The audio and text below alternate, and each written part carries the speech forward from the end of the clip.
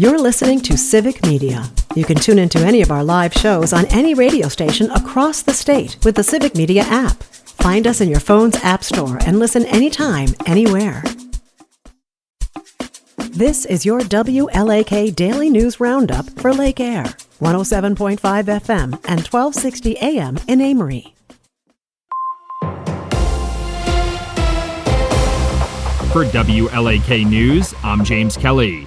Benjamin's House Emergency Shelter in Rice Lake has announced a significant donation to improve their services. According to organization officials, Trinity Lutheran Church recently made a $75,000 donation to the shelter to upgrade the building's kitchen. The renovated kitchen would allow individuals using the shelter's services to practice cooking for themselves and make it easier for volunteers to provide more meals. Shelter officials say they also need around $100,000 to fix their boiler and furnace systems.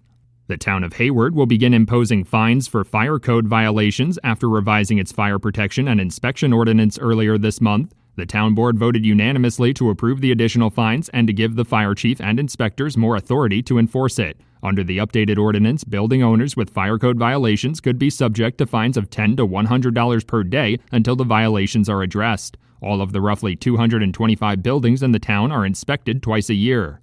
The Wisconsin Department of Health Services has reported another significant increase in the number of calls for falls in 2024. According to a recently released report, emergency crews responded to over 140,000 calls for residents who were hurt in a fall. The total is nearly 10,000 higher than 2023 and over 35,000 higher than 2019. DHS officials say the state's aging population is a contributing factor in the increased number of falls. Wisconsin also has the highest fall death rate among older adults in the country.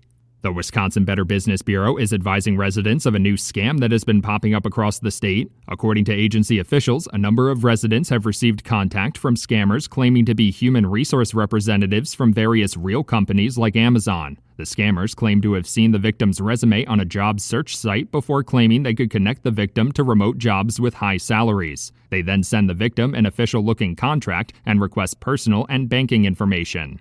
State Representative Angela Stroud is inviting Superior area residents to a town hall this week to discuss the effects of the new biennial state budget passed over the summer. The town hall will be held at the Superior Public Library on Wednesday beginning at 5:15 p.m. In her announcement, State Representative Stroud said the Superior School District could lose nearly $2 million in state general aid under the new budget. She's hoping to strategize ways to support the school district without turning to another operational referendum from taxpayers.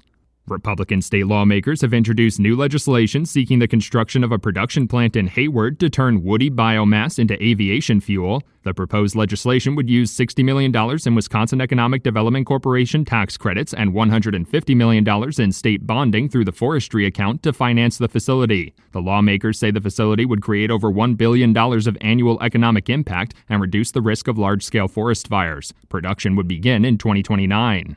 A pair of Democratic state lawmakers have introduced new legislation seeking to expand equal rights protections in the state. Officials say the Wisconsin Equal Rights Amendment is more comprehensive than its federal counterpart, covering discriminatory practices on the basis of sex, race, religion, marital status, disability, gender identity, and more. Because the proposal is an amendment to the state constitution and not just a bill, it must be approved in 2 consecutive legislative sessions before being put to voters statewide on a ballot referendum. The city of Rice Lake will use federal transportation grant funding to improve an intersection seeing an uptick in traffic over recent years. City officials say they've obtained over $1 million in funding through a Highway Safety Improvement Project grant to reconstruct the intersection of Wisconsin Avenue and Highway O and install new traffic signals next year. They say the intersection is one of the more dangerous in the area and has only become more dangerous with Oak Leaf clinics moving in and Menards planning a self-storage facility. Wisconsin Attorney General Josh Kaul has announced that a multi-state coalition has secured a court order blocking the release of personal information on residents who received SNAP to the Trump administration. On Thursday, a federal judge issued a temporary restraining order preventing the USDA from demanding states turn over the SNAP data, known as food share in Wisconsin. In a press release, Attorney General Kaul said the data contains sensitive personal information, including Social Security numbers for nearly 1 million Wisconsin residents. Clean water activists are warning against a proposed measure that would allow the U.S. Department of Defense to dispose of PFAS in firefighting foam by incinerating them. The measure is included in the National Defense Authorization Act currently in the U.S. Senate. Conservationists say burning the PFAS could lead to more contamination issues, especially in the areas surrounding the incineration sites. Wisconsin Senator Tammy Baldwin has co-sponsored an amendment to the bill to remove the measure lifting the moratorium on incinerating PFAS. For WLAK News, I'm James Kelly.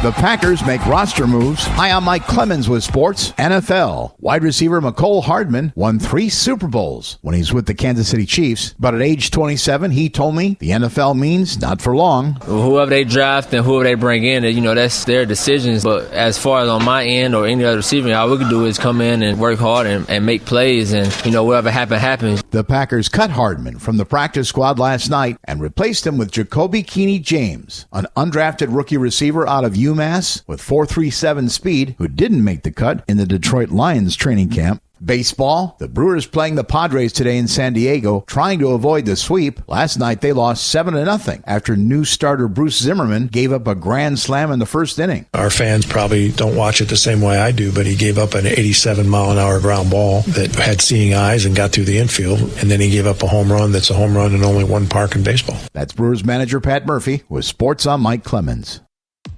Making movies seems like a pretty good gig. Believe it or not, there are people who whine and moan about it, according to wrestler-turned-actor David Bautista. He told GQ he is getting older and more choosy about projects and says, quote, "I want to work with people I just love and respect because I love this business. I love filmmaking and the art, and if people don't want to be there, I don't want to be there with them." This was obviously before reviews for his new film, Afterburn, came out. If you're looking for something to rent that you might have forgotten about or never got around to seeing, check out a film that's climbing the HBO charts. 2011's The Sitter is more or less a remake of the Elizabeth Shue 80s comedy Adventures in Babysitting, albeit a more foul-mouthed and raunchy one. Jonah Hill and Sam Rockwell star in the film that critics say might be worth a revisit. If you're wondering why it was forgotten about, it could be because it received a 22% on Rotten Tomatoes, but it does have Sam Rockwell. It's worth checking out, as sometimes history is kind to comedies. Well, that was fast. Jimmy Kimmel is back. ABC announced Monday that Jimmy Kimmel Live will return, with his first day back on the air being Tuesday, September 23rd. Turns out being suspended for an indefinite amount of time meant about a week. Disney faced protests from viewers and fans of the company, which included celebrities Martin Short and Tom Hanks, who have created very successful characters for the Mouse House. They teamed with the American Civil Liberties Union, according to Variety. The ACLU called the move to suspend Jimmy a blow to free speech. Disney CEO Bob Iger said bringing back Jimmy Kimmel Live was in the best interest of Disney and ABC. As of this writing, drama manufacturers Nexstar and Sinclair Broadcasting, owners of many of the ABC affiliates, say they won't air Kimmel's return, so the struggle continues. Sometimes it's not as fun to watch big movies at home as it can be in the theater. That's not going to stop people from checking out the latest superhero film to drop on the streamers. Fantastic Four: First Steps is now available on various platforms to stream, which gives people like me lots of options of how not to watch. But for those of you who are huge MCU fans, check out this pretty well-reviewed flick now in your living room as of yesterday. Mariska Hargitay has played Olivia Benson for over 25 years on Law & Order SUV, but it was almost a much shorter run. She was nearly let go after season 3 due to an incident involving alcohol. It's not what you think. Hargitay says she had a few glasses of wine with her hairstylist and requested a pixie cut. What she thought was a really cool cop haircut almost got her fired from the show. It's a good thing she didn't go with the custard nut. Google it. It's funny. For more Showbiz fun, tune in to Nightlight with me, Pete Schwaba, weeknights from 6 to 8 p.m. on the Civic Media Radio Network. I'm meteorologist Mace Michaels. Patchy fog this morning, otherwise mostly sunny today. A high in the low 70s. Mostly clear tonight, low 50s. Sunshine tomorrow, a high in the mid 70s. More sunshine for Friday, a high near 80. It's 52 right now. That's your WLAK Daily News Roundup from Civic Media. Subscribe to this podcast on Spotify, Apple, or wherever you find your podcasts. Find more news at lakeair.radio. The national news cycle never stops, but it can be hard to find news about your local community. Civic Media is dedicated to providing quality local and state news coverage across Wisconsin. With the Civic Media app, you can get notifications about local stories that matter to you and your community. Find the free Civic Media app in your phone's app store and choose notifications from the menu to tell us what kind of news you want to hear about.